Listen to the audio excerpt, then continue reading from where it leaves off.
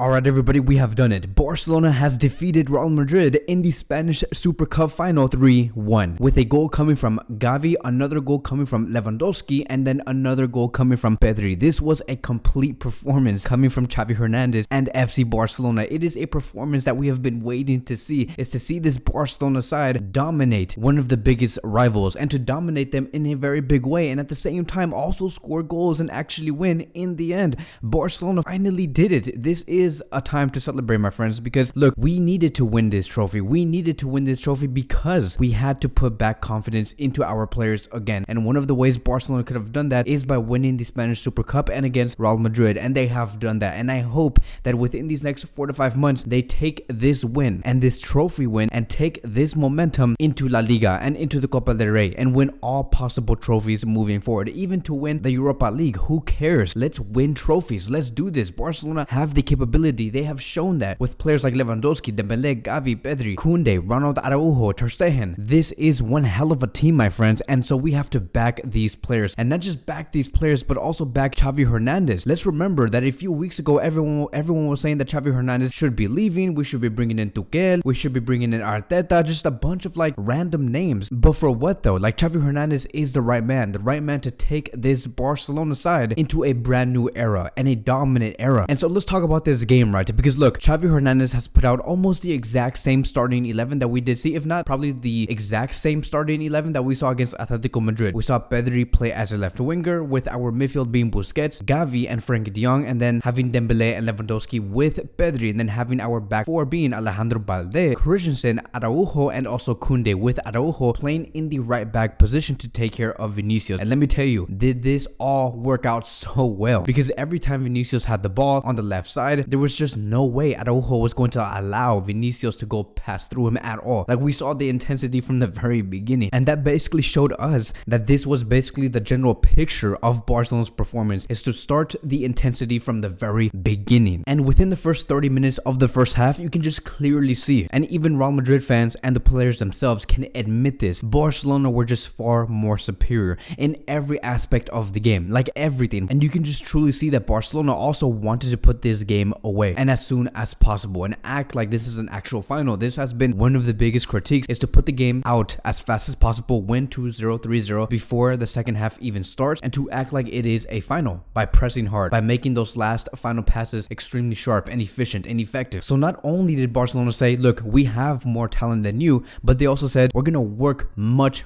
harder than you, and we're gonna show you guys that we are the superior ones. You felt that through their performance and their plays, and every time they had the ball, and every time they tried to take away the ball from Real Madrid. And so they did not allow Real Madrid to breathe at all. It really did remind me of the 2011 FC Barcelona. Now, I'm not saying that this Barcelona side is at the same level of Pep Guardiola's Barcelona, but I'm talking about in terms of pressuring and like just blocking any type of momentum the opposition were trying to do. This side from Xavi Hernandez did block everything from Real Madrid. If you look at the first half stats for this team of Madrid, they did not have a single shot on target, not a single one, and they only had one total shot within the first 45 minutes. And out of the 259 passes they put out in the first 45 minutes, only 93 passes from those were in the opposition side, which was on Barcelona's side. So they barely even passed on Barcelona's side. And then we look at Real Madrid's attacking momentum and just how much attacking opportunity they had. They barely had anything. Look how flat the green bars do look, and Barcelona had all of the attacking opportunity. So Xavi really did get this right, and Barcelona showed right. And we again have been asking and demanding from this Barcelona side that we wanted to see a Barcelona side that every time they had the ball, the opposition just looked very vulnerable. We wanted to see that against Real Madrid, and they have shown that every time Barcelona had the ball, you felt like Real Madrid were in big time trouble. And that has been one of the goals that Xavi Hernandez has said. He said, look, I can't breathe without the ball. We need to have the ball. We need to take away the ball from them as soon as possible, and we have to look dangerous with the ball. Every time we have the ball, we want you guys, the audience, to feel like Barcelona will end up scoring 99% of the time. And that again is how we felt in this Clásico final. And so when it came to the attack was also phenomenal in my opinion. We saw in many plays Gavi and Pedri making those runs behind the midfield line and looking for those open spaces so they can receive the ball from either Busquets and Frenkie, which has been working so well. I don't know if you guys have noticed, but Xavi Hernandez does have a set formation on how they attack, which is a 3-2-2-3. Frenkie and Busquets are acting like that double pivot, which is that two-man midfield, and then in front of them is another two-man midfield, which is Pedri and Gavi, which is why they are allowed to run into those open spaces and run behind the midfield line where Modric and Cruz was. And that is how Barcelona ended up scoring their first goal. We saw Busquets and Dembele making a great effort to regain the ball. They pass it to Lewandowski. Lewandowski receives the ball. Gavi makes that run into space. Like I've said, he makes the run right behind the midfield, as you can see on this picture. And then Gavi ends up scoring the first goal with his left foot. And Barcelona were constantly trying to look for those plays again throughout those first 45 minutes. Like I remember in the last game, right? This is what I do find so interesting. In the last few games, we have seen Dembele get isolated many times, having Pedri, Gavi, Frankie create on the left side while having Dembele just alone on the right side. In this game though, against Real Madrid, they played like a guessing game against Real Madrid. They said, okay, you're gonna think that we're gonna try and isolate Dembele on the right side, but that's not gonna happen. What we are going to be doing is isolate Gavi on the left side or in the midfield and distract you with Dembele trying to make those dribbles, just so Gavi can find himself alone and run into those open spaces. It's a brilliant game plan coming from Xavi. We go into the second goal. We can see here that Barcelona were playing very direct from the back. Koundé, or I believe Araujo, makes a very sharp vertical pass to Busquets. Busquets immediately finds Frankie. Frankie also immediately finds Gavi, like very fast. Like all of this happened so fast, which is so crazy because Real Madrid could not even think about what Barcelona were trying to do. They were always 2 steps ahead. So it went from the defense to Busquets to Frankie within a span of 1 second, and then Gavi out of nowhere gets the ball again, runs into the exact same open space, and then finds Lewandowski easily. And Lewandowski scores the second goal for FC Barcelona. It's almost the exact same plays. It's just that Real Madrid did not even have the time to realize what was going on. And one of the reasons on why Gavi was so open in that second goal is because Carvajal made a huge mistake. Like if you look at these frames, you can just see that Carvajal was stepping in far too much. That led towards Gavi, again, just going behind the midfield line and making it much worse for the defense by having Carvajal just go too far up.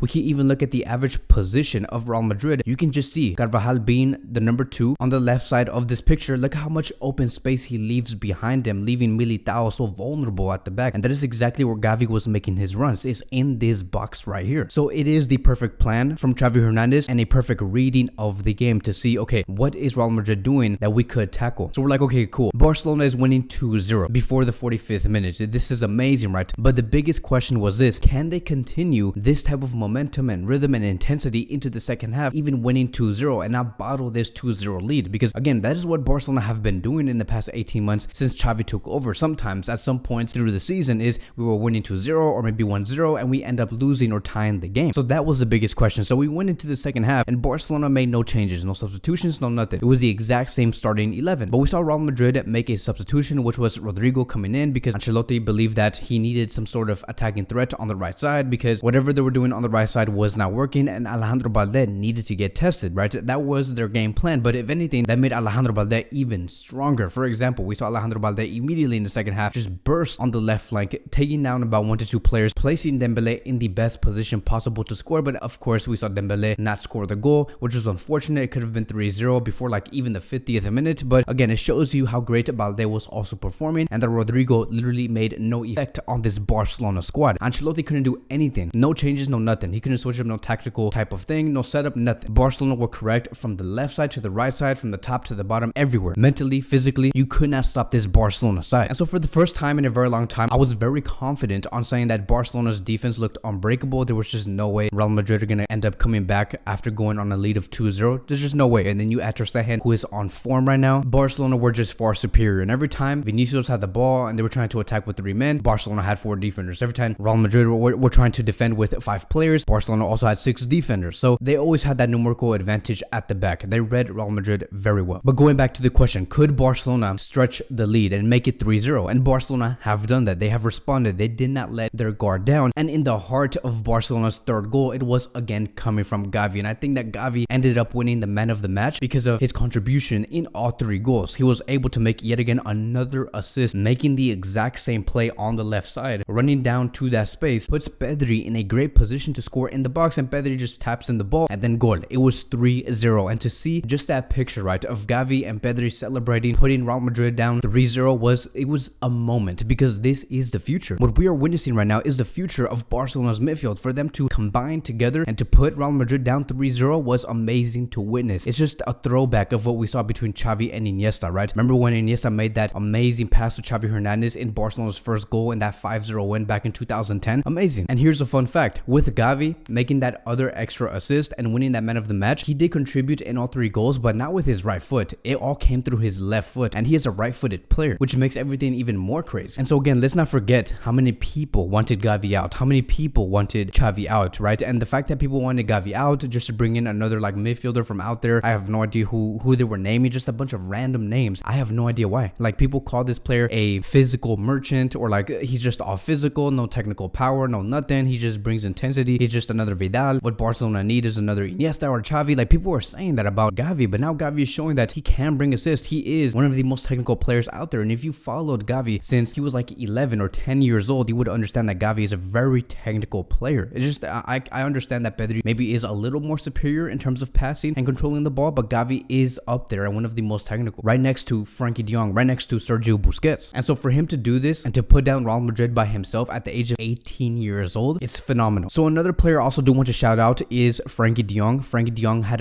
another amazing performance against Real Madrid. He retained the ball well. He made the correct ball decisions all the time. He was fundamental in almost all of the goals that Barcelona scored, and he made like a flick over Rodrigo, which was so funny to see because it's like Frankie was basically toying with Real Madrid. And I remember there was a moment around the 75th minute, Barcelona were passing the ball around, making it look like it was Barcelona of 2012, and Frankie de Jong was at the heart of those, you know, those tiki-taka passes. And here is another thing to like notice, right? I think we found the correct role and position of Frankie. Like, I don't know if you guys have realized, but because of this 3-2-2-3 formation with Frankie playing in that midfield and behind Pedri and Gavi and almost acting like if he was in a double pivot, which it is basically, I think that in the future now we're going to see, okay, who can replace Busquets to accompany Frankie de Jong within that two-man midfield that's again behind Pedri and Gavi? Could it be Nico? Could it be Zubimendi? This team is bound to improve, and by a lot. So tonight is not about whether Barcelona won or not. Tonight was about how did Barcelona win, and Barcelona played with great football. They played football that does inspire the youth to play even better, not how Real Madrid likes to play and play horrible football, boring football. This is the type of football and type of brand Barcelona wants to put out to the world and set an example. You see the difference between Barcelona winning and Real Madrid winning? Barcelona just simply playing in a beautiful way, and that is what Barcelona is. And what makes Barcelona so great is that we win, and we win with style that inspires the youth and that inspires a generation of people. So what a comeback for Barcelona to win 3-1, because remember last